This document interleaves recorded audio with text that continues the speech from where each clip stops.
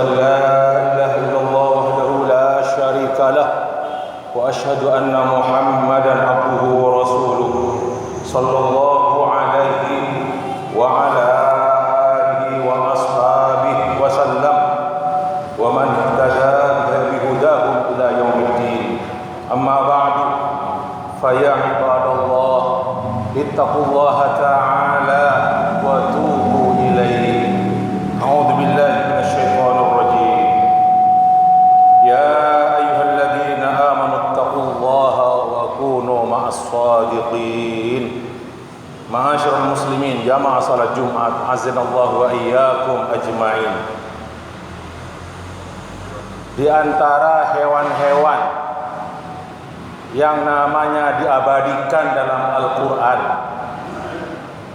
dan dengan nama hewan tersebut juga diberi nama surat dalam Al-Quran adalah An-Nahlu, lebah atau tawon. Suratul Nahl. Allah menerangkan dalam Al-Quran bagaimana dia memberi ilham, memberi wahyu, berilham kepada An-Nahl atau lebah. Dalam firman-Nya, A'udzu billahi minasyaitonir rajim.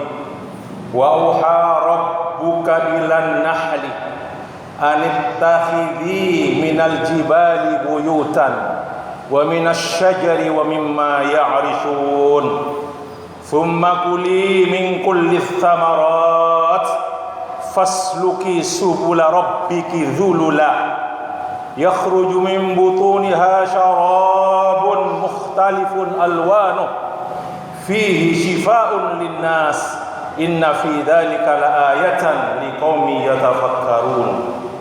Artinya, dan telah mewahyukan, yakni mengilhami Tuhanmu kepada lebah, buatlah rumah-rumah, yakni sarang-sarang di gunung-gunung, wa minas syajari, dan di pohon-pohon kayu, wa mimma ya'irshun, dan dari apa-apa yang dibangun oleh manusia atau dibuat oleh manusia. Kemudian makanlah dari segala macam buah-buahan, lalu berjalanlah, laluilah jalan-jalan Tuhanmu yang dimudahkan bagimu. Dari hewan tersebut, dari perut-perut hewan tersebut, lebah itu keluar minuman, yakni madu yang bermacam-macam warnanya. Di dalamnya ada obat kesembuhan untuk manusia. Sesungguhnya dalam hal yang demikian itu betul-betul ada tanda-tanda kebesaran Allah bagi orang-orang yang berfikir. Ma'asyiral muslimin rahimani wa rahimakumullah. Ketika seorang hamba mukmin mempunyai kedudukan di sisi Allah yang terhormat di sisi Allah, maka dia juga pasti akan dipuji dan akan mendapat sanjungan atas perbuatan dan tingkah laku dan perkataan atau ucapannya. Dalam beberapa hadis sahih, Nabi SAW menyebutkan tentang sifat-sifat yang mulia dari orang mukmin. Bahkan dalam satu hadis Rasulullah SAW memberi perumpamaan orang mukmin dengan an-nahlah atau an-nahl, yaitu dengan lebah. Karena lebah itu adalah hewan yang sangat baik, tidak pernah berbahaya dan membahayakan. Perhatikan dalam hadis berikut ini, dalam sabda Nabi sallallahu alaihi wasallam dari Abdullah bin Amr radhiyallahu anhuma, qala Rasulullah sallallahu alaihi wasallam, mathalul mu'min mathalun nahlah in akalat thayyiban wa in wada'at thayyiban wa in waqa'at ala 'udin nakhirin lam taksirhu. Artinya, perumpamaan seorang mukmin itu adalah sama seperti dengan lebah. Apabila dia makan, lebah tersebut makan yang baik-baik. Apabila dia mengeluarkan yang baik-baik, Dan apabila dia ada di dahan atau membuat rumah di dahan yang rapuh, tidak mematahkannya. Masyaallah muslimin, mari kita bersama-sama mengambil pelajaran dari hadis ini. Mulai dari sifat yang pertama yang disebutkan dalam hadis tersebut, in akalat thayyiban. Lebah itu makan yang baik-baik, karena dia tidak akan makan kecuali dari bunga-bunga yang baik-baik, dari buah-buahan yang baik-baik. Maka pelajaran bagi kita seorang muslim atau orang mukmin adalah apa? Hendaklah setiap mukmin, setiap muslim melihat apa yang dia makan dan apa yang dia beri pakan kepada keluarganya. Harus diperhatikan. Hendaklah apa yang dia makan, yang diberikan ke keluarga atau orang lain, harus halalan thayyiban, halal dan baik. Allah berfirman, wa kulu mimma razaqakumullahu halalan thayyiba wattaqullaha alladzi antum bihi mu'minun. Dan makanlah dari apa-apa yang dirizkikan Allah kepadamu, yang halal dan yang baik, dan bertakwalah kamu kepada Allah, yang dimana dengannya kamu beriman. Seorang muslim tidak boleh seperti lalat. Lalat itu hinggapnya ke tempat-tempat kotor dan najis. Kotoran-kotoran dihinggapi oleh lalat. Lalat menghinggapi bangkai dan semua yang bau-bau busuk. Seorang muslim tidak boleh seperti lalat. Seorang muslim juga harus berhati-hati dari makanan yang haram dan yang buruk-buruk, baik untuk dirinya atau untuk keluarganya.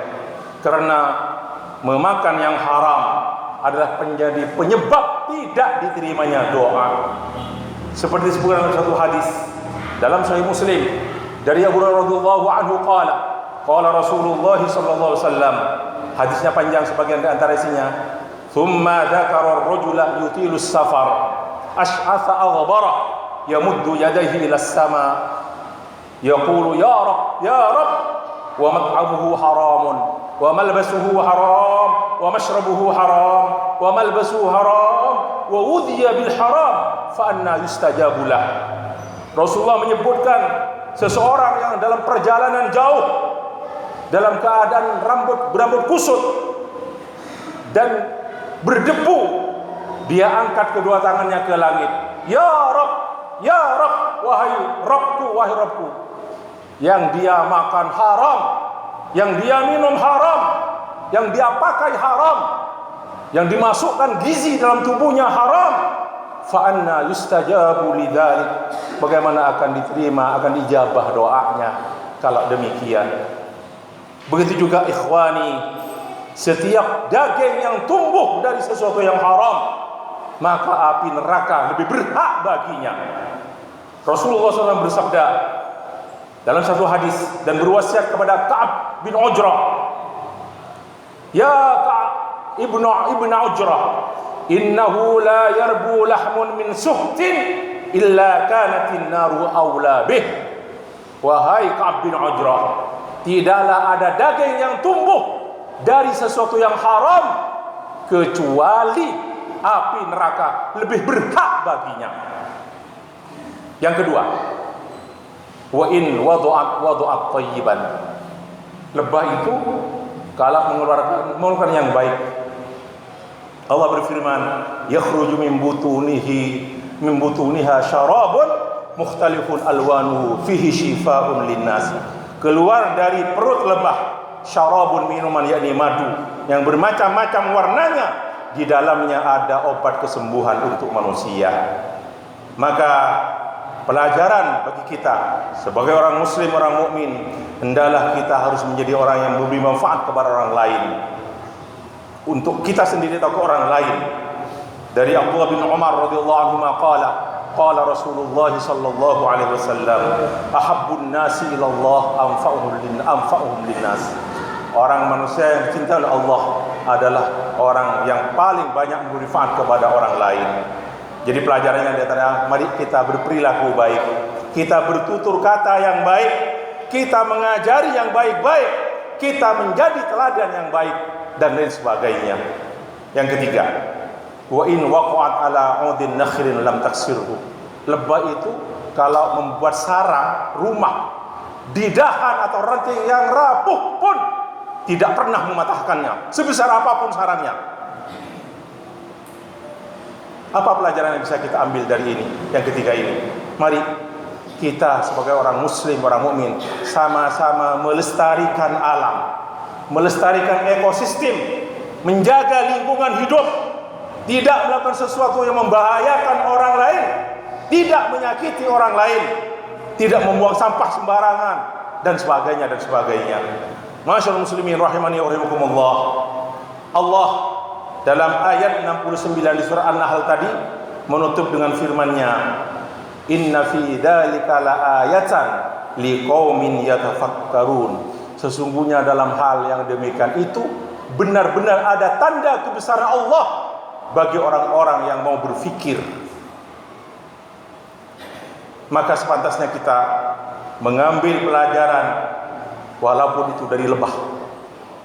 Kesimpulan yang disampaikan pada siang hari ini, yang pertama, kita mengambil iktibar pelajaran apapun yang baik-baik walaupun dari hewan.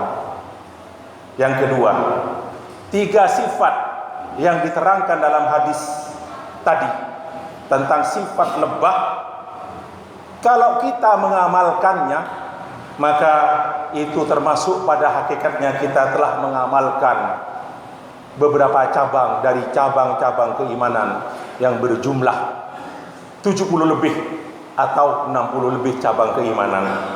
Dalam satu hadis sahih riwayat Bukhari Muslim dari Abu Hurairah radhiyallahu anhu qala Rasulullah sallallahu alaihi wasallam, al-imanu bid'un wa sab'una aw bid'un wa sittuna syu'batan فأفضلها قول لا إله إلا الله وأدناها إماطة الأذى عن الطريق والحياة شعبة من الإيمان.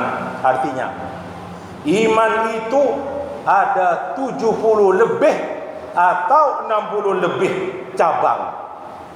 Yang paling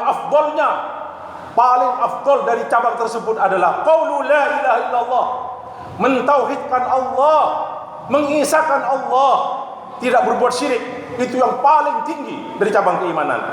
Wa adnaha, dan yang paling rendah adalah menghilangkan duri, bahaya yang membahayakan dari jalan. Dan rasa malu adalah salah satu dari cabang keimanan. Aqulu ma sami'tum wa astaghfirullaha lakum fastaghfiruhu innahu huwal ghafurur rahim. Alhamdulillahi wa kafa wa sallallahu ala nabiyil mustafa wa ala alihi wa ashabihi wa man bihadihi iqtafa.